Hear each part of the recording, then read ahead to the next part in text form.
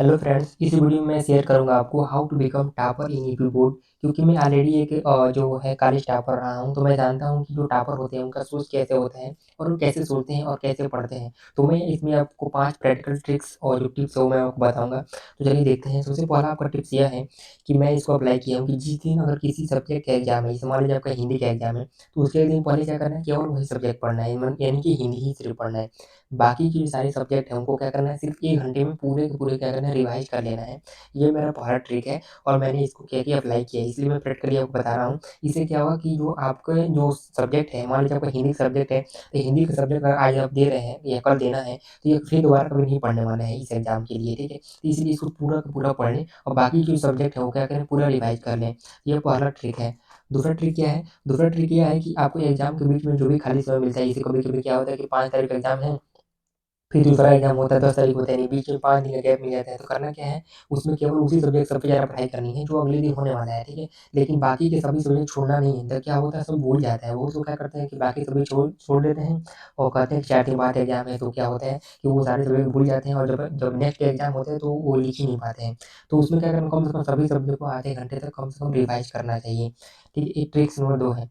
और जो हमारा थर्ड ट्रिक है वो यह है कि एग्ज़ाम देकर आने के बाद वो पेपर में क्या है ना, क्या लिखा है, कितना गलत है, कितना मतलब सही है, इसके बारे में एनालिसिस ना करें। इसको करना है तो एग्ज़ाम में जाने के बाद करें, क्योंकि अब आप कुछ नहीं कर सकते हैं, क्योंकि आपने जो गलती कर लिया है, वो गलती अब दोबारा करने की कोशिश ना करें बस। लेकिन आप उसको कुछ कर नहीं सकते, उस क्वेश्चन दोबारा नहीं लिख सकते हैं। हम लोग क्या करते हैं, उसका एनालिसिस करते रहते हैं 1 घंटे, 2 घंटे के लिए, जो कि समय चला जाता है हम लोगों का। हम लोग को अगले अगले एग्ज़ाम की क्या तैयारी करना चाहिए, ठीक है? हाँ, ये ज़रूर करें कि यदि आपका स्पीड स्लो है तो उसे ज़रूर फास्ट कर लें, ये आप कर सकते हैं। और नेक्स्ट हमारा फोर्थ नंबर ट्रिक है वो यह है, यदि कोई क्वेश्चन छूट गया, अगर ये ऐसा नहीं है कि मतलब तो अगले एग्जाम में क्या करें, अब ऐसा गलती ना करें, क्योंकि क्वेश्चन पूरा अटेम्प्ट करना चाहिए हम लोगों को। अगर उससे रिलेटेड कुछ भी आपको आता है तो कम से कम लिख दें, अगर नहीं आता है तो भी मतलब उससे रिलेटेड ही जरूर कुछ ना कुछ लिख दें, कुछ नंबर मिल जाता है।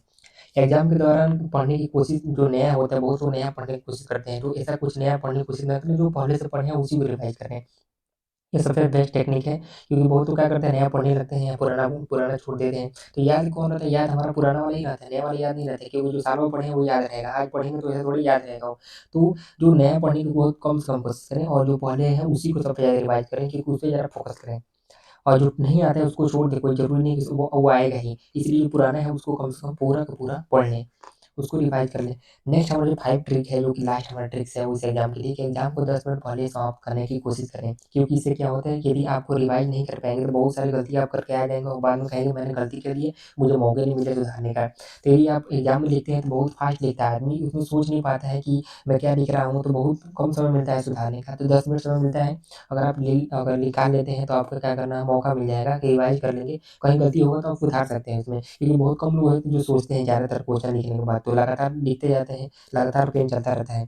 और नेक्स्ट हमारा है, एग्जाम में यदि 2 क्वेश्चन अगर है और किसी एक क्वेश्चन को अटेम्प्ट करना है, तो पहले सोच लें कि हमको कौन-सा क्वेश्चन सबसे ज़्यादा आता है या किस पे मैं सबसे ज़्यादा लिख सकता हूँ, उसी क्वेश्चन को अटेम्प्ट करें। बीच में ऐसा नहीं कि क्वेश्चन को ही चेंज कर दें। मान लीजिए आज आप लिखे पहला क्वेश्चन, बाद में समझ में आया यार इसमें ज़्यादा लिख ही नहीं सकता हूँ, तो आप नेक्स्ट क्वेश्चन चेंज कर देंगे। तो ऐसा गलती कभी ना करें। इससे क्या होगा कि आपका आधा समय पहले क्वेश्चन में चला गया और आधा क्वेश्चन दूसरे दूसरे क्वेश्चन में चला गया। ठीक है? तो इससे पूरा क्वेश्चन भी नहीं हो पाता है और नंबर कम हो जाता है। तो ये हमारा रहा 5 ट्रिक्स, इसको आप यूज़ कर सकते हैं।